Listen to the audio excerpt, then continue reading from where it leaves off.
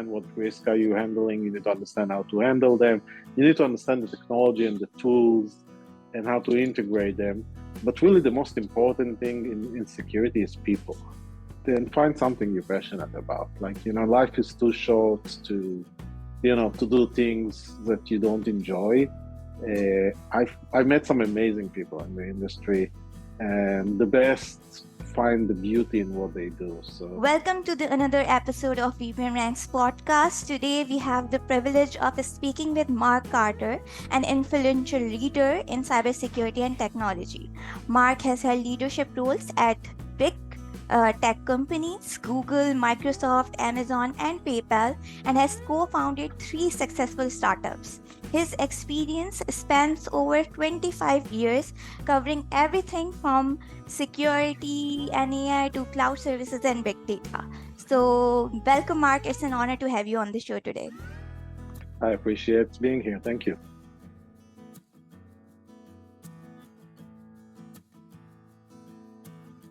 My first question for you is, you have held leadership positions at tech giants like Google, Microsoft, and Amazon.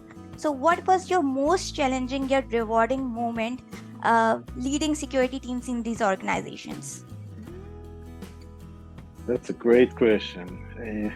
Security is an interesting space. It's a balance of risk and people and policies and nation-state actors and just, simple mistakes that people make. So, it's sometimes hard to focus on one. But I think probably the most challenging times that I had was at Tesla. Elon is not an easy guy to work for, but definitely a brilliant leader. And the bars that he set for protecting Tesla, protecting the cars, the solar system, the charging systems was very high.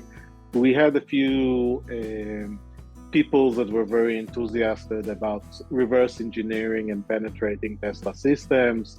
One of them took a car, disassembled it, and tried to use the pieces of the Tesla car to penetrate our backend system without getting into confidential details. That resulted in a very complicated security incident that involved both law enforcement and a brilliant team on our side, and took a while for us to both understand what he was trying to do as well as minimize their unlawful attempts to penetrate the system. At the end, that resulted in law enforcement making an arrest, which is, sometimes in security incidents, you don't always catch the bad guy. So at that specific scenario, we did catch the bad guy, which was very fulfilling for my teams that worked very hard on it for a while.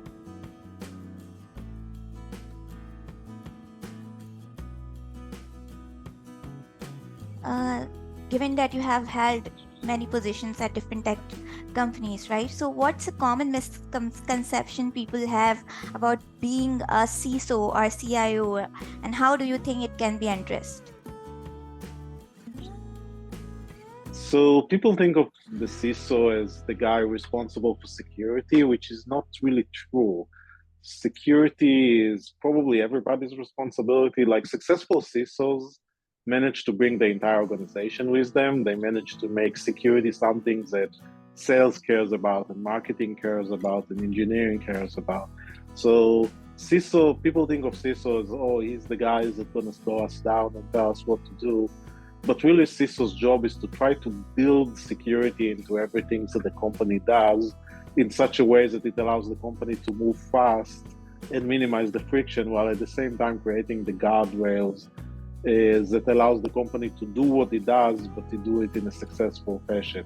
So for me, being a CISO, the technology is important. And I believe that you need to be technical in order to be a successful CISO. But the more important pieces of being a CISO is, one, identifying and prioritizing risk, because you can't solve everything. And more important than that is building bridges and relationship with the rest of the company to enable the company to want to do security rather than to be forced to do security.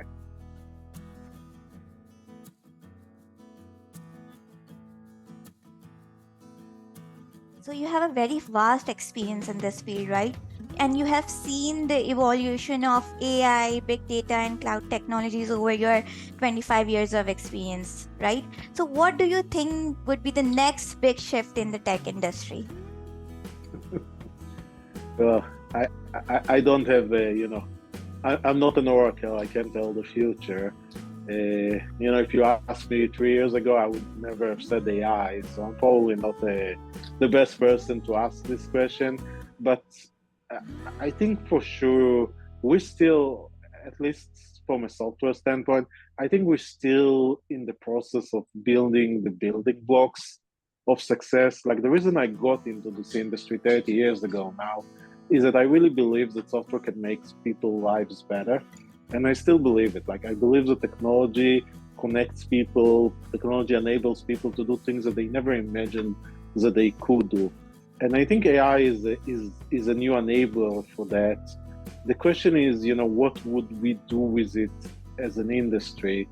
And if you ask me today, I would probably say that getting, like, unfortunately, the next evolution that all of us will notice will be gaming, probably weapon development. AI has unfortunately a lot of usage in weapon development, but if you ask me, like, the next order of change in the industry, when we get to the point that we can connect systems seamlessly, where information can flow between systems in such a way that is both secure but seamless, where when you go to the doctor, you don't need to print something and take it to the other doctor, but your new doctor will seamlessly know everything they need to know in order to take care of you. Just as an example, when information becomes free but secure, I think that's the next evolution of the industry.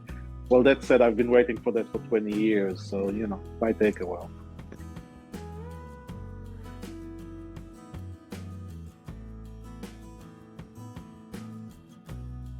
So you have mentioned AI, right? And you have significantly contributed to AI and machine learning. So how do you think organizations should be prepared for the new types of AI-driven cybersecurity threats like deepfakes, AI-powered malware, or phishing attacks? So what do you think about it? So maybe I'll start with reality. Whatever we'll do as an industry, and there's a lot we can and should and already are doing, there will be deep fakes. So one, we need to just understand that that's going to happen and be aware of it. But there's a lot of good initiatives. There's the Content Authenticity Framework or Content Authenticity Alliance that people like Adobe and Google have started, and my company Vimeo has signed up to be part of, which really takes a technological solution to it, where anything generated by AI has a small hidden marker that can tell anybody, if they inspect it, that what they're looking at is fake or AI generated and not original. Will all companies do that? Probably not. Will the majority of the big companies will do that? Probably yes. We're already seeing lawmakers and regulators signing up for that. There's been some movement in the EU with the EU AI Act, and California in the US just passed a law requiring every company that generate content to include content authenticity in the video. But in general, and also one of the amazing things that I've seen recently, and kudos to McAfee. When you think AI, you don't necessarily think McAfee, but they impressed me. They released the tools that allows any end user to automatically detect whether what they're watching is AI manipulated or not. And I think that a lot of security vendors will come up with tools that can automatically inspect audio, video, and images to tell you, with some level of error, probably 95 to 99%, whether what you're seeing is authentic or not.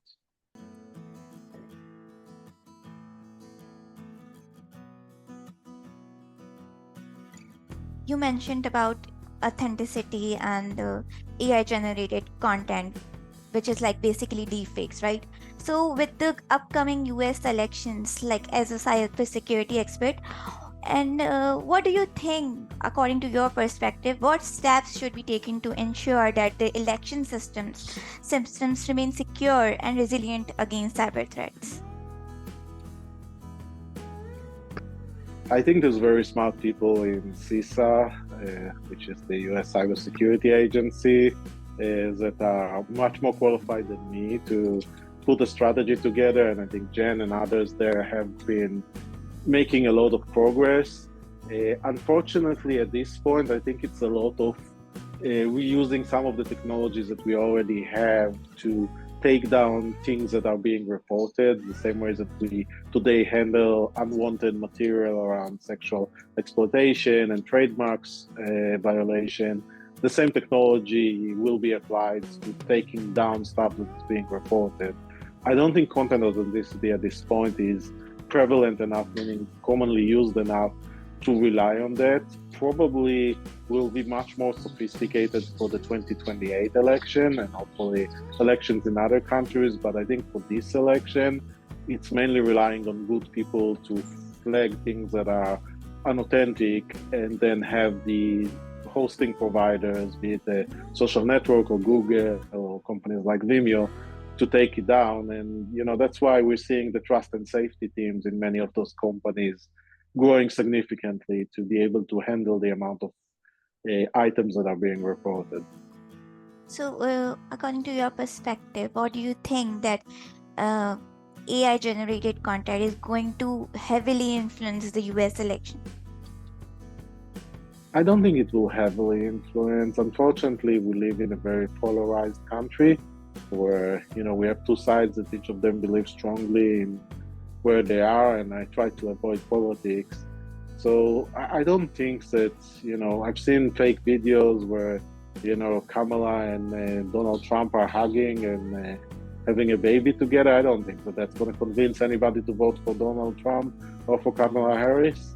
I trust that human beings are smarter than that. Sure, absolutely. Yeah.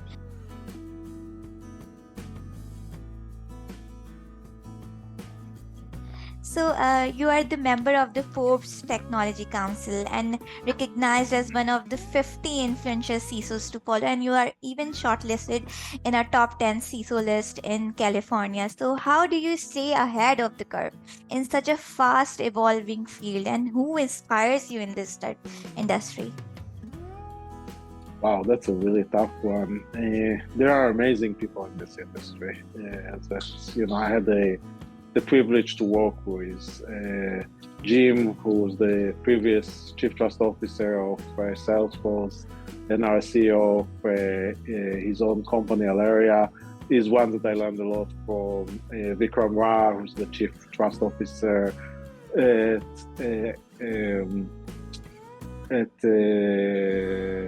sorry, I forgot the name of the company, is another one that I learned a lot from. CJ Moses at AWS.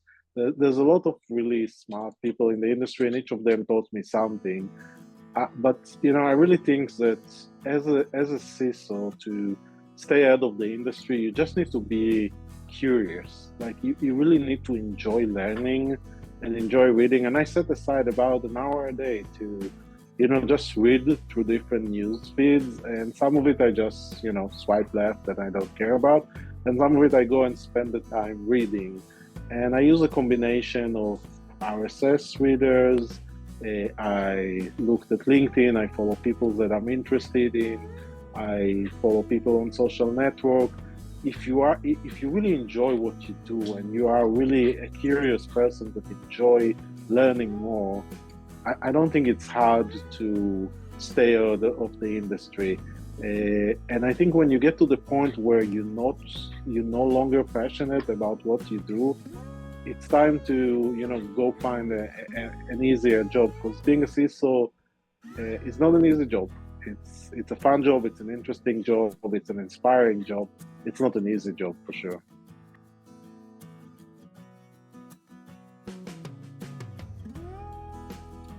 What advice would you give to young professionals, especially those who are really looking forward to pursue a career in cybersecurity and IT industry?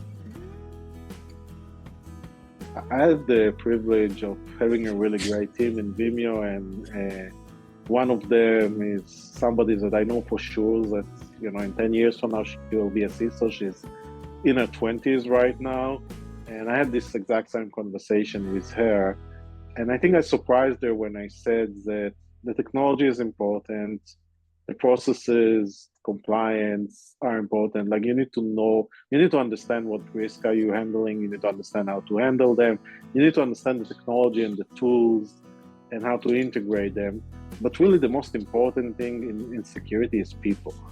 Like, you need to learn to build bridges with people, be it people in your company or peers in the industry, joining online working teams, building bridges with law enforcement, building bridges with security companies, and also building bridges with people that you work with that are more senior than you. Mentoring is an amazing gift. And like, if you ask me today, I've been in this industry for 30 years, and you ask me, hey Mark, what's your biggest achievement? My answer is the people that I helped grow. And there's a lot of them that I meet from time to time, and they tell me, I'll never forget the time we worked together, and it helped me a lot in my career. That is what makes me happy more than anything else I've ever done. So build bridges with people is my answer. Interesting.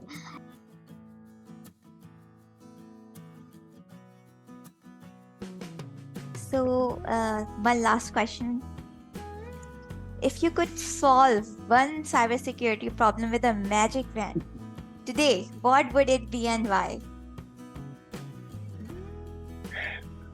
It's probably vulnerability management, not because it's the most important security dimensions. I honestly think that data is much more risky, and authentication is much more usually the first attack pattern.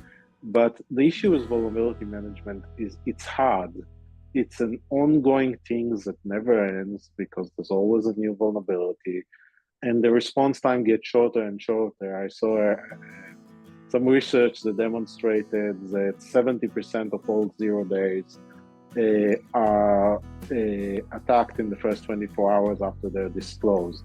And that really makes it hard for attackers. So, there's a lot of companies in the vulnerability management space, but they focus on telling you what vulnerabilities you have, which is great. And some of the newer companies help you actually allocate the vulnerabilities to the people who need to fix them. That's great. I would love to get to the point that we have self-resilient systems where the system can go and ask, is there something I need to fix? And it goes and fixes it.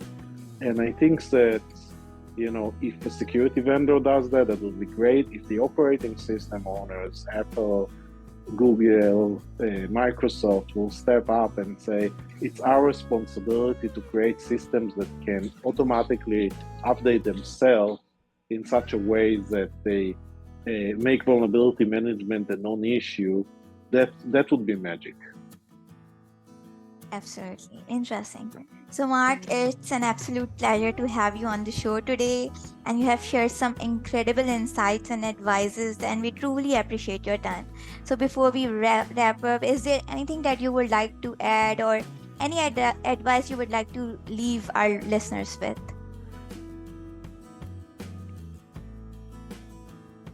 Wake up in the morning and enjoy what you do. If you love what you do, you'll be good at it. If you love the people that you work with, you'll build bridges. Just be passionate about what you do.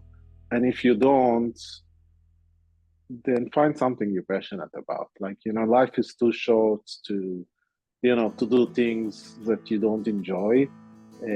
I met some amazing people in the industry, and the best find the beauty in what they do. So, all I have to say to others is, find the beauty in what you do and enjoy it. Thanks again for joining us, and it's been a fantastic conversation. Same here. Thank you for having me.